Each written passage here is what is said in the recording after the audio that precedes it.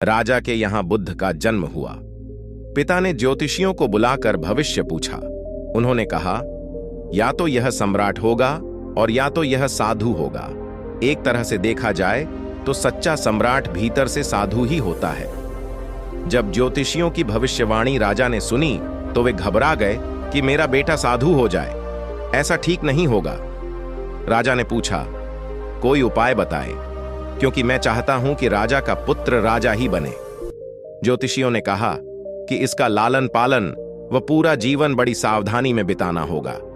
अर्थात आपका पुत्र सिद्धार्थ कभी किसी बूढ़े व्यक्ति को न देखे, कभी किसी बीमार व्यक्ति को न देखे और कभी किसी मरे हुए व्यक्ति को न देखे। जब तक ऐसा होगा तब तक वे राजा ही बने रहेंगे। अगर ऐसा नहीं हुआ तो वे साधु बन जाएंगे। राजा शुद्धोधन ने अपने पुत्र सिद्धार्थ के लिए बढ़िया से बढ़िया बड़े बड़े महल, अच्छे से अच्छा भोजन, दास दासियां और खाने पीने के सामान आदि वस्तुओं के ढेर लगा दिए। पिता ने पुत्र को सुख सुविधाओं में इतना उलझा दिया कि उसे बाहर का संसार याद ही नहीं आया। शुद्धोधन ने समझ लिया कि अब इतने सुखों के आगे साधु बनने का प्रश्न ही उपस्थित नहीं होता। वे निश्चित हो गए। राजा शुद्धोधन ने बिल्कुल पक्की व्यवस्था कर रखी थी कि उनका पुत्र सिद्धार्थ जीवन में कभी भी वृद्ध, बीमार और मृतक व्यक्ति को देख न सके, क्योंकि वे अपने पुत्र को खोना नहीं चाहते थे। सिद्धार्थ का जीवन ऐश्वर्य और सुख सुविधाओं में बीत रहा था। उनके जवान होने पर एक सुंदर कन्या यशोधरा से उनका विवाह हो गया। विवाह हो जाने पर शुद्धोधन की आधी चिंता मिट गई। अब तो शादी हो गई, अब कहां जाएगा? अब तो मेरा पुत्र बंधन में बंध गया है, अब उसके कहीं जाने का सवाल ही नहीं उठता। 1 वर्ष बाद बेटे का भी जन्म हो गया। उसका नाम राहुल रखा गया। अब राजा शुद्धोधन को बिल्कुल पक्का विश्वास हो गया कि अब यह कहीं नहीं जा सकता। एक दिन सिद्धार्थ ने कहा कि पिताजी, आज तक मैंने कभी अपनी राजधानी नहीं देखी, आपकी आज्ञा हो तो आज देख आऊं। राजा ने कहा, हां हां, अवश्य जाओ, अपना शहर देख कर आओ। एक सारथी को भी साथ में भेजा गया कि जाओ राजकुमार को राजधानी घुमा फिरा कर लाओ। फिर भी राजा ने चाक चौबंद इंतजाम कर रखा था कि कहीं चूक न हो जाए। सिद्धार्थ के लिए राजधानी के प्रमुख मार्ग खूब सजाए गए थे, पर घूमते घूमते सिद्धार्थ ने थोड़ा उलटा मार्ग ले लिया।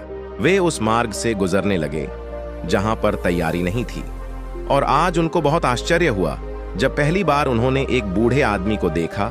कमर झुकी हुई, पूरी चमड़ी में झुर्रियां पड़ी थीं। वह परेशानी और दुख से बेहाल था। उसकी चाल बहुत धीमी थी। बूढ़े की झुकी हुई कमर को देखकर सिद्धार्थ को एक झटका लगा और सारथी से उन्होंने पूछा, क्या एक दिन मैं भी बूढ़ा हो जाऊंगा? सारथी ने कहा, हां राजकुमार, हर व्यक्ति के जीवन में 3 अवस्थाएं आती हैं, बचपन, जवानी और बुढ़ापा। एक दिन तुम भी बुढ़ापे की अवस्था में जाओगे। हे राजकुमार, यह संसार का नियम है। चाहे गरीब हो या अमीर, सबका शरीर शिथिल अर्थात बूढ़ा होता है। राजकुमार सोच में पड़ गया। सारथी ने रथ को आगे बढ़ाया तो कुछ दूरी पर एक बीमार व्यक्ति मिला जो रोगों से घिरा हुआ था। उस पीड़ित व्यक्ति को देखकर राजकुमार का मन बहुत ही दुखी हुआ। राजकुमार ने पूछा, इसको क्या हुआ है? सारथी ने कहा, यह व्यक्ति बीमार है, इसलिए यह कराह रहा है। इस संसार में दुख और सुख दोनों हैं। यह अपने अपने भाग्य की बात है कि कोई दुखी है और कोई सुखी है।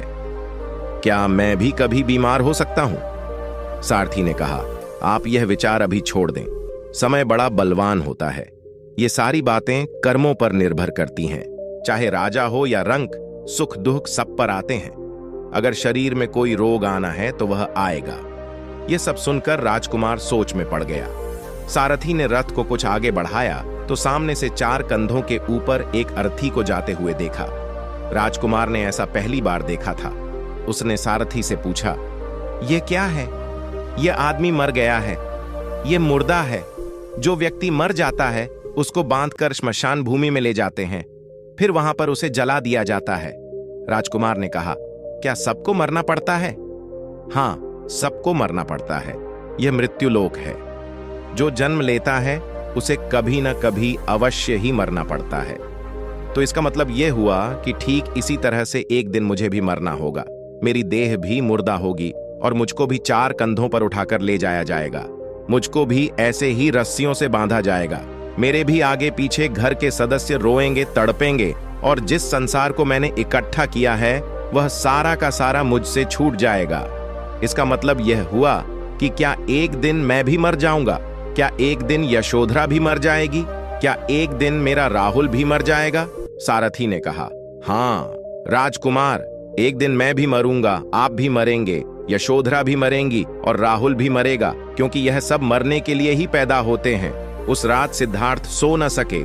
सोचने लगे कि क्या संसार में इतना दुख है, रोग है, बुढ़ापा है, और ऐसे में मैं खा पीकर कैसे जी सकता हूं?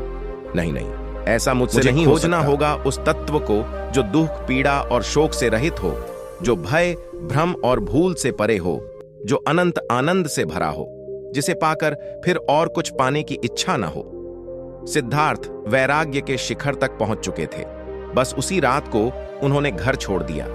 सारथी से कहा कि नगर की सीमा से दूर ले चलो। नगर के बाहर पहुंचकर सारथी को लौटा दिया। फिर कई दिनों तक वन में चलते गए।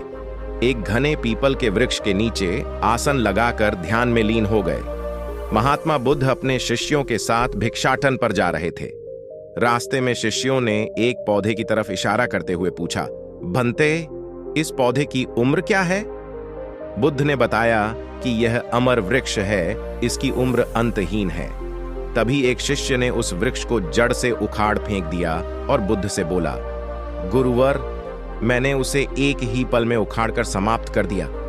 बुद्ध मुस्कुराए और निश्शब्द आगे बढ़ गए। महीनों बाद जब चातुर्मास बिताकर वे उसी रास्ते से लौटे तो सभी ने उस पौधे को वापस हरा भरा देखा।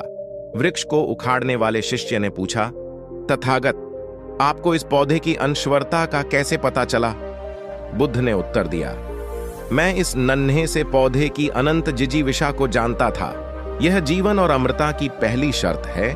जिसमें यह भावना है वही जीवन को दीर्घ बना सकता है।